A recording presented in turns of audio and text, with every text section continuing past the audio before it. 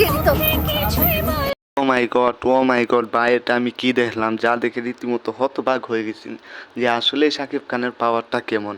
ভাই শাকিব খানের পাওয়ার দিন দিন শুধু বেড়েই যাচ্ছে এবং তুফান মুভি দিয়ে কিন্তু শাকিব খান তার জীবনের সবচাইতে বড় রেকর্ডটা করলেন এবং যত রেকর্ড ছিল সব রেকর্ড ভেঙে চুরমার করে দিলেন।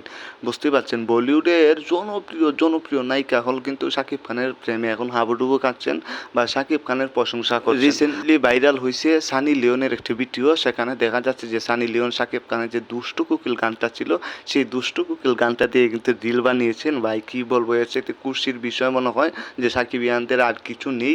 সানি লিওনকে তো আপনারা কম বেশি সবাই হয়তো চিনেন, এটা ভালো করেই জানি। সো সেই সানি লিওন অবশেষে কিন্তু শাকিব খানের দুষ্টু কোকিল গানে নাচলেন এবং রিল বানালেন। কি বলবো ভাই, একদম অসাধারণ। সাথে সাথে কিন্তু রিল ভিডিওটা একদম নেট দুনিয়ায় ভাইরাল।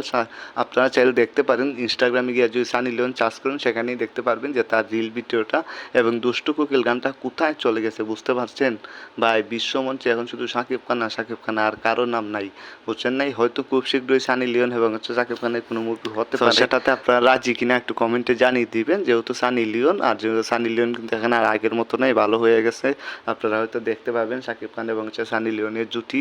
সো এই বিষয়টাই কিন্তু বর্তমানে চারদিকে আলোচনা আছে যে সানি লিওন টিকটক করলেন শাকিব খানের গান দিয়ে। শাকিব খান ধীরে ধীরে অনেকটা উপরে উঠে যাচ্ছেন।